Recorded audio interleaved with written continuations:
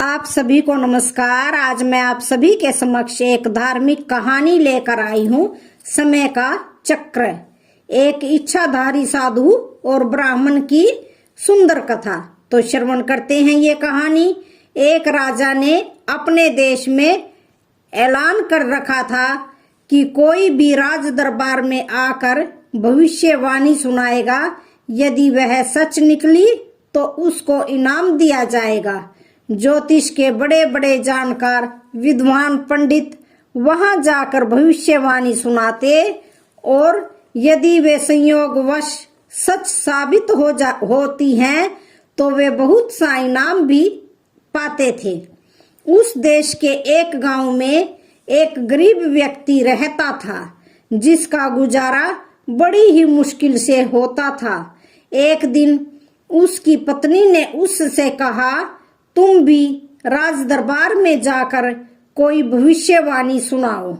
संभव है कि कोई सच्ची साबित हो जाए, हमें भी इनाम मिल जाए, जिससे जीने का कुछ सहारा मिल सके। तो वह व्यक्ति बोला, मैं अनपढ़ आदमी हूँ, मुझे किसी भी बात का ज्ञान नहीं है। कहीं ऐसा ना हो जाए कि राज दरबार में पहुंचकर लेने के देने पड़ जाएं। पत्नी बोली, पुरुषार्थ करना मनुष्य का कर्तव्य है, आगे जो ईश्वर को मंजूर होगा वही होगा, तुम जाओ तो सही। खैर, वह आदमी घर से चल पड़ा। रास्ते में चलते चलते जब वह बहुत थक गया तो एक पेड़ के नीचे सुस्ताने लगा। उस पेड़ के नीचे एक इच्छाधारी साधु रहता था। जब वह आदमी उस पेड़ के नीचे बैठा तब वह इच्छाधारी साधु सांप के रूप में सामने आया, जिसे देखकर वह आदमी डर कर भागने लगा। सांप बोला, अरे मुझसे डरो नहीं, मैं सांप नहीं हूँ, मैं साधु हूँ। मैं जो बात कहूँगा तुम्हारे भले की ही कहूँगा। बताओ तुम कहाँ जा रहे हो? आदमी ने कहा, देश के राजा ने ऐलान किया हुआ है कि जो कोई भी आकर भविष्यवाणी सुनाएगा, यदि वो सच्ची हुई तो उसे इनाम मिलेगा। मैं अनपढ़ आदमी हूँ। पत्नी के कहने पर घर से चला तो आया हूँ, परंतु हैरान हूँ कि राज दरबार में जाकर मैं क्या कहूँगा। मैं समझ नहीं पा रहा हूँ कि इसका परिणाम क्या होगा। वे त्रिकालदर्शी साधु बोले, राज दरबार में जाकर कहना कि आने वाले समय में इस देश में अग्निकांड का प्रभाव बहुत अधिक होगा, इसलिए हे राजन, अग्नि से बचाव का प्रबंध पहले से ही कर लेना अच्छा होगा। आदमी ने राज दरबार में जाकर वैसे ही कहा। राजा ने उस आदमी को अपने पास ठहरा लिया और आने वाले समय की प्रतीक्षा करने लगा। समय आया, अग्नि ने जोर पकड़ा, परंतु राजा ने उससे बचाव का प्रबंध पहले ही कर रखा था, इसलिए कोई विशेष नुकसान नहीं हुआ। उस आदमी पर राजा की बड़ी श्रद्धा हो गई। उसे बहुत कुछ इनाम देकर चलते समय राजा ने कहा, मित्र, मेरे योग्य कोई और सेवा हो तो बताइए। उस व्यक्ति ने मन में सोचा कि यह सब करनी तो उस साधु की है, जिसके कारण राज दरबार में मेरा सम्मान हुआ तथा माया भी प्राप्त हुई है। संभव है राजा को इस बात का पता चल जाए कि यह भविष्यवाणी तो किसी और की थी, तो मुझे इसके बदले में दंड मिलेगा। इसलिए उचित यही होगा कि उस सांप को खत्म कर दिया जाए। यह सोचकर राजा से बोला, हे राजन, यदि आप मुझसे और कोई सेवा पूछते हैं तो कुछ सूखी लकड़ियों को मेरे साथ भिजवाने का प्रबंध कर दिया जाए। कोई मजदूर सूखी लकड़ियों के गट्ठे सिर पर रखकर उसके साथ चल पड़े। जब वह उस पेड़ के नीचे पहुंचा जहां सांप के रूप में इच्छाधारी साधु रहता था। उस आदमी ने मजदूरों से कहा, यह बिल सांप का घर है, इसके ऊपर लकड़ियां रख दो और आग लगा दो। उन्होंने वैसा ही किया। आदमी ने सोचा कि अब वह सांप मर गया होगा। इस विश्वास के साथ अपने घर आया और राज दरबार से जो कुछ मिला था अपनी स्त्री के हवाले कर दिया और सुखपूर्वक जीवन जीने लगा। किंतु मुफ्त का माल थोड़े ही दिनों में उड़ाकर वह फिर पहले जैसी हालत में आ गया। स्त्री ने कहा, फिर जाओ, संभव है और माया मिल जाए जिससे घर का गुजारा हो सके। वह आदमी सोचने लगा, जिसकी वजह से मुझे माया मिली थी उसे तो मैं आग लगा के मार आया हूँ। अब कहाँ जाऊंगा और क्या करूंगा? किंतु स्त्री के मजबूर करने पर वह घर से चल पड़ा। चलते चलते फिर उसी पेड़ के नीचे जा बैठा जहां उसे इच्छाधारी साधु मिला था। वह फिर किसी दूसरे रूप में सामने आकर कहने लगा, मैं वही सांप हूँ जिसके घर को तू आग लगा कर गया था। यह सुनते ही वह आदमी डर कर भागने लगा कि अब यह मुझे नहीं छोड़ेगा। किंतु इच्छाधारी साधु बोला, अरे मुझसे मत डरो, मेरी बात सुनो, मैं तो तेरे भले की ही करूंगा। वह आदमी वापस लौट आया।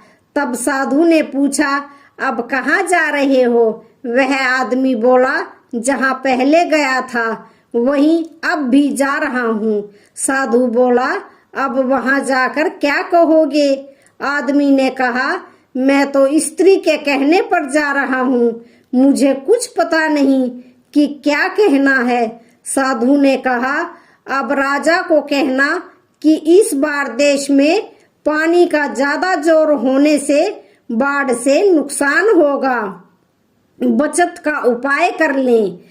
वह आदमी वहां से चल पड़ा और राज दरबार में पहुंचकर कहा, हे राजन, इस बार देश में पानी बहुत बरसेगा और बाढ़ का बहुत भारी खतरा है, बचाव का उपाय कर लें। उस आदमी के प्रति राजा की बड़ी श्रद्धा हो गई थी।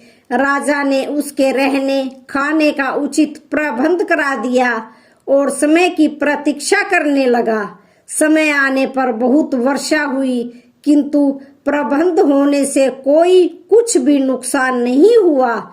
उसकी बात सच होने पर राजा ने उसे बहुत साधन देते हुए कहा, हे प्यारे मित्र, कोई और सेवा मेरे योग्य हो तो मुझे बताइए। वह बोला, राजन, धन तो आपने बहुत दे दिया, पर एक दिल की बात कहता हूँ, पानी से भरी मशकें देकर कुछ लोग मेरे साथ भेज दीजिए।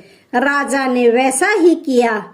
उस आदमी ने पेड़ के नीचे जहाँ सांप का बिल था मजदूरों से कहा, इस बिल को खोदकर गड्ढा बनाकर पानी से भर दो। मजदूरों ने वैसा ही किया। वह आदमी अपनी तरफ से उस सांप को मरा मानकर माया को लेकर घर पहुंच गया। उस मुफ्त के माल को थोड़े ही दिनों में खा पी करके उड़ा करके वह फिर भूखा मरने लगा। स्त्री के कहने पर जब आदमी फिर उस पेड़ के नीचे पहुंचा तो इच्छाधारी साधु अपने वास्तविक स्वरूप में मिला और उससे पूछा, अब कहाँ जा रहे हो? वह आदमी अपने दुष्कर्मों से डरता और कांपता हुआ बोला, राज दरबार में जा रहा हूँ। साधु ने पूछा, अब क्या कहोगे? वह बोला, जो आप कहें वही कहूँगा।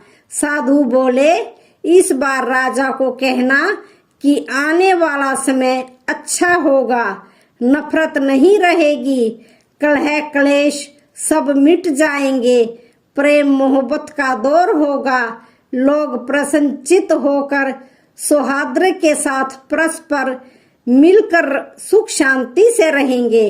वह आदमी राज दरबार में पहुंचा। राजा की उस पर पहले से ही बड़ी श्रद्धा थी, विनम्रता थी। पूछा, भगवान इस बार क्या होगा? वह बोला, राजन अब खुशियों का जमाना आएगा। लोग परस्पर प्यार से रहेंगे और प्रसन्नचित होकर एक दूसरे से मिलकर मिठाइयां बांटेंगे। राजा पहले ही उसका श्रद्धालु बन चुका था और उसको उचित स्थान पर ठहरा कर कुछ लोग सेवा में लगा दिए। कुछ समय बाद वैसा ही हुआ। जमाना बदल गया तो लोग खुशहाल होकर प्रेम से रहने लगे, मानो राम राज्य आ गया हो। राजा की श्रद्धा और भी बढ़ गई। बड़ी नम्रता से हाथ जोड़कर बोला, महाशय मेरे योग्य जो सेवा हो आदेश करें।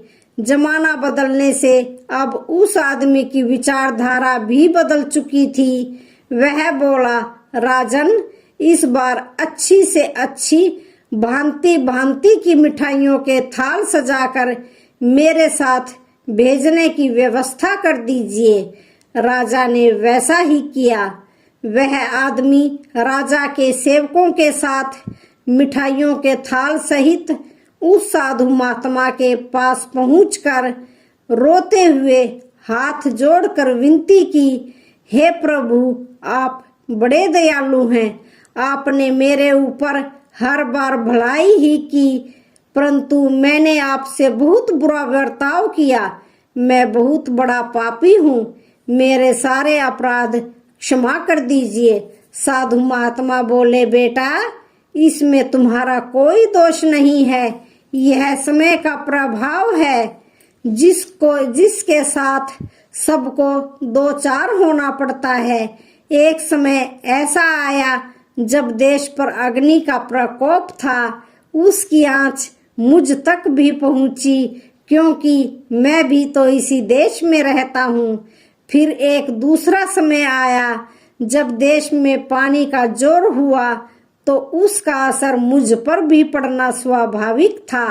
अब क्योंकि समय बदल चुका है, अशांति तथा कलह का प्रभाव बीत गया है, तो देख लो मेरे सामने भी मिठाइयाँ आ पहुंची हैं और तुम भी अच्छा बर्ताव करने लग गए हो। यह अब समय के परिवर्तन की बात है। किसी दूसरे को दोष नहीं देना चाहिए। चलो पिछली बातें भूल कर बताओ कि अब आगे के लिए क्या चाहते हो। वह बोला, भगवान मुझ अपराधी जीव को मेरे कल्याण का उपाय बताइए। महात्मा ने कहा, बेटा संत सतगुरु की खोज करके उनके सत्संग में जाओ, उनके वचनों का पालन करो और नाम का रास्ता लेकर अपनी जीवात्मा को आवागमन और काल माया के बंधन से मुक्त कर अपने सच्चे देश में निवास बनाओ। फिर उसने वैसा ही किया और अमर पद को प्राप्त किया। तो आज की वीडियो का यहीं पर समापन होता है। वीडियो अच्छी लगे तो चैनल को लाइक शेयर सब्सक्राइब जरूर करें। धन्यवाद।